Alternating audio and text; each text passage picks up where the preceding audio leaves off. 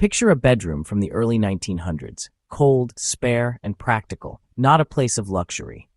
These rooms were often small, with just the essentials: a sturdy bed, a washstand, and perhaps a single chair. The walls might be bare, the floors uncarpeted, and the air brisk, especially in winter. Comfort was a secondary concern. Survival and health were always at the forefront.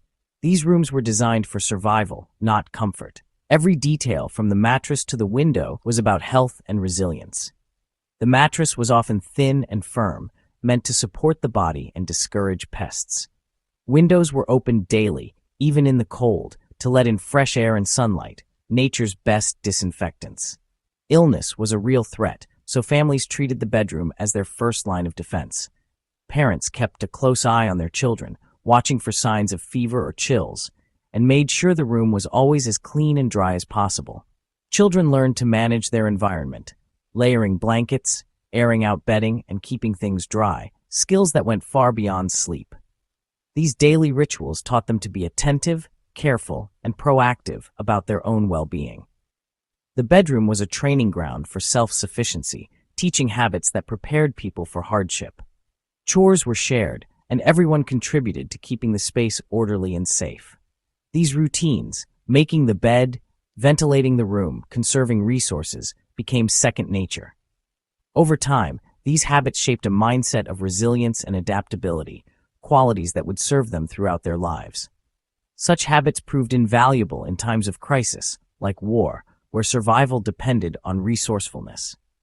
The skills learned in the bedroom, resource management, cleanliness, and cooperation, became essential tools for facing uncertainty and adversity. The early 20th century bedroom was a functional sanctuary, not a primitive relic.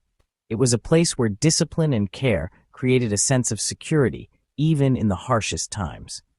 Its inhabitants were active managers of their well-being, constantly working to keep disease and cold at bay. Every action, from adjusting a blanket to checking a window seal, was a small act of protection. The skills honed here were fundamental survival techniques, readying people for whatever life brought. In these bedrooms, generations learned not just how to sleep, but how to endure, adapt, and thrive in a world full of challenges. The bed was the heart of the early 1900s bedroom, a central piece of furniture that shaped daily routines and family life. It was more than a place to sleep. It was a tool for health, not just rest, and a symbol of care and protection for the entire household. Bed frames were crafted from sturdy wood or iron, materials chosen not only for their strength, but for their ability to be easily cleaned and to prevent pests from taking hold. Mattresses were simple sacks filled with straw, a practical solution that allowed families to empty and refill them regularly, keeping things fresh, dry, and free from unwanted critters. This system of regular maintenance, airing out bedding, dusting frames, and replacing straw, helped families fight off mold, pests, and disease, making the bed a frontline defense for health. The bed was designed to be modular, so it could be taken apart, thoroughly cleaned, and aired out in the sun, ensuring a hygienic sleep environment even in challenging conditions. Straw, while firm and sometimes rough, kept sleepers off the cold, damp floor and wicked away moisture, making nights healthier and more comfortable. Every part of the bed was selected for durability and cleanliness, prioritizing long-term health over luxury or softness. Maintaining a clean bed was a daily act of proactive health management, woven into the fabric of family life and passed down through generations. These habits taught that well-being was earned through diligence, discipline, and daily effort, not simply left to chance or luck. The bed truly was a fortress, defending the family from invisible threats every night and standing as a testament to the power of routine and care in building a healthy home. Without central heating, warmth was a nightly challenge. People mastered layering, trapping body heat between multiple blankets, especially prized wool ones. Wool was essential. It insulated even when damp, unlike cotton. Blankets were cared for meticulously, passed down through generations. Bed warmers, pans of hot embers, heated bricks, or early hot water bottles prepped the bed before sleep. These rituals taught practical lessons in insulation and heat retention. The knowledge of layering and staying dry was vital, both at home and in harsh conditions like war. Simple domestic routines became survival skills. Making a warm bed was, in essence, a lesson in thermodynamics.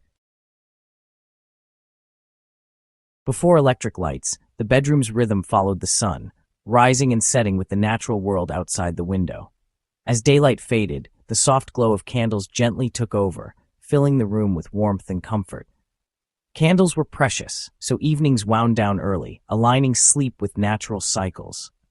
Families gathered together, reading or talking quietly by the flickering light, savoring the last moments of the day.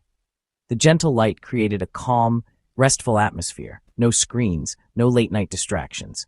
The absence of artificial brightness allowed minds and bodies to relax naturally. This transition from light to dark cued the body for sleep, signaling that it was time to rest and recharge for the next day. Open flames demanded caution. Candles were placed carefully, never left unattended, and always extinguished before bed. This nightly ritual was a moment of mindfulness and responsibility.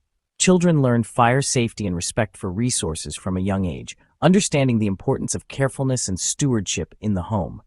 This discipline was more than safety, it was a survival skill, mirrored later in military light discipline. In both home and camp, managing light was a matter of life and death. Living by candlelight-shaped routines promoted healthy sleep and taught mindfulness. The slow, intentional winding down became a cherished part of daily life.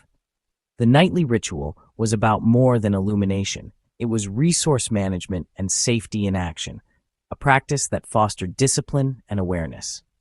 Today, we've lost that natural, calming transition to rest. Bright screens and constant stimulation keep us awake long after dark, disrupting our natural rhythms. Their deliberate relationship with light was a forgotten practice in resilience, a reminder that discipline and routine once shaped not just our nights, but our well-being. Airing out the bedroom was a daily ritual, not just for freshness, but for health. Each morning, windows were thrown open and bedding was draped to catch fresh air and sunlight. This practice fought off germs, mold, and disease long before antibiotics. Sunlight and moving air acted as natural disinfectants, drying out bedding and killing bacteria. It was as routine as breakfast, a visible sign of a well-run home. Preventing moisture and stagnation kept sickness at bay. Managing airflow was as vital as washing hands, a lesson that still holds today. These habits were proactive, not reactive, forming the backbone of household health. The simple act of opening a window was a powerful defense. Daily routines like this were fundamental survival skills, passed down through generations. Today's preppers are rediscovering what was once everyday knowledge. Skills like layering wool, using candles, and conserving water were standard in the 1900s. Preppers' non-electric lights and careful resource management echo old routines. Carrying a candle safely or rationing water was once just daily life, not survival training. Food storage, minimal fuel cooking, and airing bedding all have roots in the past. The core principle: keep yourself and your gear clean and dry with what you have. The 1900s home was a permanent bug-out location, always ready for adversity. Modern prepping is less about new skills and more about reclaiming forgotten ones. For our ancestors, daily habits were their preparedness plan, practiced until instinctive. The routines of the early 1900s bedroom were robust survival systems, not quaint customs.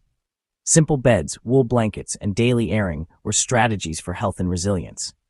Today, we rely on technology for comfort and safety, but that creates dependency. Many have lost the hands-on skills our ancestors took for granted. If forced to be self-sufficient, most would struggle with basics like warmth and hygiene. The old lessons, layering, fresh air, sunlight, and routine, are more relevant than ever. These are practical skills, not just historical trivia. Preparedness is about habits, not gadgets, understanding warmth, hygiene, and resourcefulness. Our ancestors were active participants in their own survival, armed with practical knowledge. By reclaiming these methods, we gain true resilience, security rooted in skill, not just technology.